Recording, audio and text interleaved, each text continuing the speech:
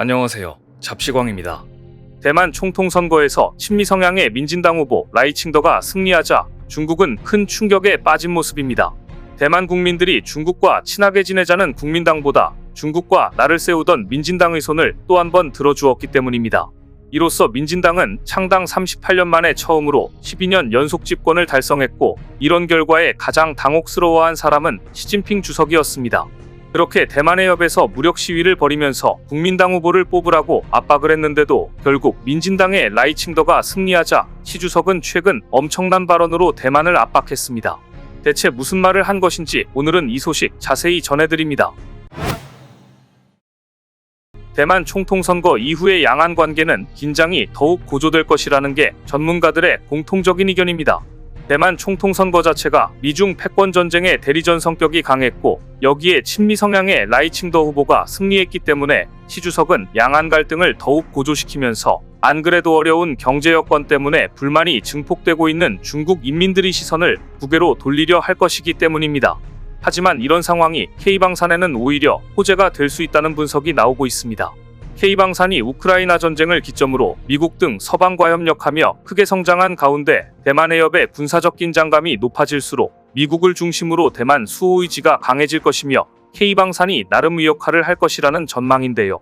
그런데 알고 보면 사실상 시진핑이 라이징더 승리에 쐐기를 박아준 셈입니다. 시진핑이 양안 갈등을 증폭시키고 무력으로 전쟁 압박을 가하면 가할수록 대만 내의 반중 정서는 더 세졌기 때문입니다. 영국 BBC는 대만 선거 결과를 분석하면서 이렇게 지적했습니다. 대부분의 대만 국민들은 민진당을 뽑으면 중국이 전쟁을 일으킬 것이다라는 중국의 협박을 믿지 않았다. 흔들리지 않은 것이다. 그리고 민진당을 선택했다. 중국의 협박이 먹혀들지 않은 것이다라고 분석했습니다. 이번 대만 선거에서 중국은 친중 후보의 당선을 어느 정도 기대하고 있었던 것으로 보입니다. 일부 여론조사에서는 박빙으로 나오기도 했고, 중국이 경제적, 군사적 압박을 통해서 친중 후보를 노골적으로 밀어주었기 때문입니다. 이번 대만 총통선거는 중국에서도 큰 관심거리였습니다. 선거 당일 중국 웨이보에서 대만 선거 관련 주제가 1억 6,320만 회의 조회수를 기록할 정도로 폭발적 관심을 끌었습니다. 그러자 너무 큰 관심이 부담스러웠는지 중국은 대만 선거 관련 해시태그를 차단 처리한 것으로 알려지기도 했는데요. 중국 공산당은 대만 총통선거 관련 뉴스를 중국 관영방송은 물론이고 대부분의 방송사에서 다루지 않도록 최대한 조치를 취하는 모습이었습니다.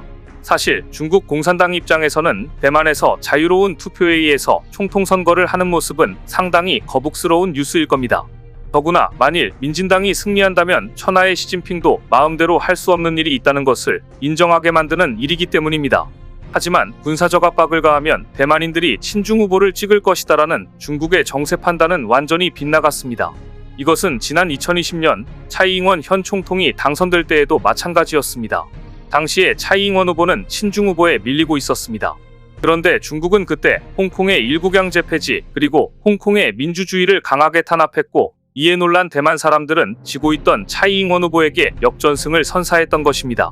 서방 언론들은 시진핑 주석이 대만과의 통일이야말로 역사적 필연이라고 한 시진핑 주석의 말이 오히려 선거 전에 대만인들을 반중국으로 단결하게 만들었다고 분석했습니다. 자, 이제 대만 선거 이후에 중국이 과연 어떻게 나올 것인가에 이목이 쏠려 있습니다. 중국 전문가들은 대만 총통선거 결과에 충격을 받은 시 주석이 신임 총통의 취임식이 있는 5월을 전후해 대대적인 무력 행사에 나설 수 있다고 전망했는데요. 한편 미국은 친미 후보의 당선을 어느 정도 확신했던 것으로 보입니다. 대만 선거 전에 미국은 웃음을 숨기고 중국의 고위급들과 연달아 회담을 가졌으며, 친미 후보가 당선된 뒤에 바이든 미 대통령은 우리는 대만의 독립을 지지하지 않는다며 중국을 달래는 모습도 보였습니다. 하지만 라이칭더 당선 이후 미국은 빠른 시일 내에 미국의 초당적 고위급 사절단을 대만에 보낼 것이라고 발표했습니다. 초당적 사절단의 대만 방문은 대만에 대한 미국의 굳건한 의지를 보여준 것이란 분석이 나오고 있는 가운데, 전문가들은 선거 직후에 이런 고위급 사절단의 파견은 통상적이지 않은 일이라고 말합니다. 그만큼 중국의 분노를 불러일으킬 수 있다고 보고 있는 것인데요.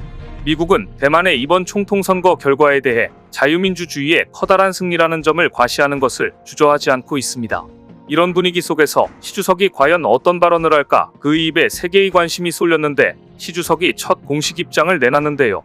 시진핑 주석의 입에서 상상 이상의 강도 높은 발언이 나왔습니다.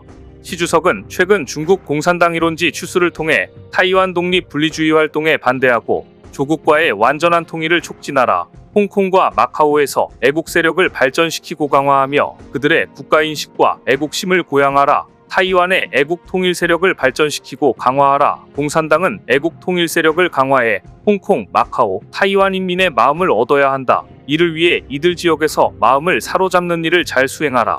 이 같은 시 주석의 지시를 두고 전문가들은 시 주석이 대만의 친중 성향 국민당 입법위원, 즉 국민당국 회의원을 포섭하는데 더 적극적으로 나서라는 지시로 해석하면서 대만의 친중 세력, 말하자면 간첩을 더 심으라는 지시로 해석했습니다. 타이완 독립 반대를 강조하면서도 타이완인 마음을 얻는데 공을 들여야 한다고 말한 것은 대만 내의 친중 세력을 더 늘리는데 총력을 기울이라는 지시라는 겁니다. 이 발언은 즉각 파장을 일으켰습니다. 대만 집권당인 민진당은 이번 총통선거에서는 승리해 정권을 유지했지만 사실 의회에서는 과반의석을 확보하지 못해 여소야대 상황이 됐습니다. 시진핑 주석은 바로 이 점을 공략해야 된다, 즉 친중 성향의 국민당 국회의원을 포섭하는데 적극적으로 임하라는 지침을 내린 것으로 분석됩니다. 그러면서 시진핑은 총통선거 당선자 라이칭더에게 중국에 맞서 독립의사를 밝히지 말라고 경고했습니다. 최근 시진핑 주석은 되는 일이 없는 것 같습니다. 중국 경제도 안 좋지, 대만 총통선거에서도 졌지, 심지어 국외에서도 믿었던 나라들 역시 중국과 밀착하기보다는 멀어지려는 움직임을 보이고 있어 시 주석의 고민은 깊어지고 있습니다. 가장 뼈아픈 것은 사우디의 행보입니다. 사우디 정부는 지난 2월 브릭스에 가입했다고 발표했고 가장 크게 기뻐한 건 중국이었습니다. 브릭스는 브라질, 러시아, 중국이 주도하는 경제동맹으로 사우디가 브릭스에 가입할 것이라고 발표하자 미국은 당황했고 중국은 가장 기뻐했습니다. 그런데 최근 로이터의 보도에 의하면 가입한 줄 알았던 사우디가 돌연 아직 브릭스에 가입하지 않은 것으로 드러났습니다. 사우디의 브릭스 가입은 커다란 파장을 낳는 뉴스였습니다. 산유국인 사우디, UAE, 이란이 브릭스에 합류할 경우 브릭스 회원국들은 전 세계 원유 생산량의 42%를 차지하기에 브릭스가 중국과 러시아의 에너지 안보 동맹이 될 수 있다는 우려를 낳았기 때문입니다. 반대로 사우디산 원유 수입 의존도가 높은 중국은 사우디 이란 관계 정상화에 결정적인 역할을 하면서 사우디가 브릭스에 가입하도록 포섭하는 데 열과 성을 다했습니다.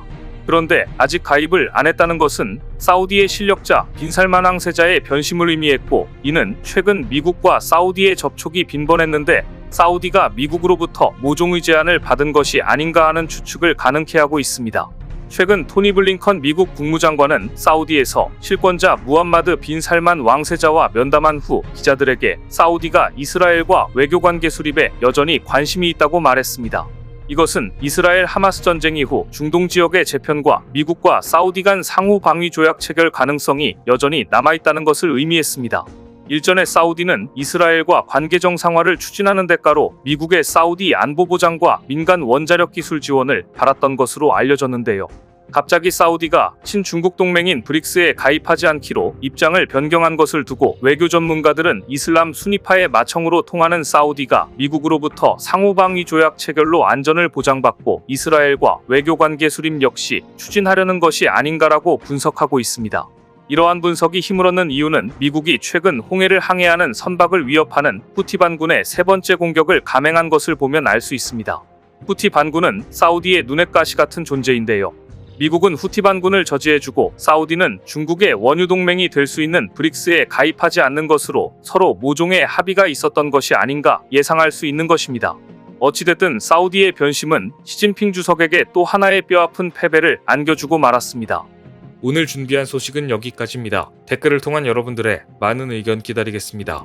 시청해주셔서 감사합니다.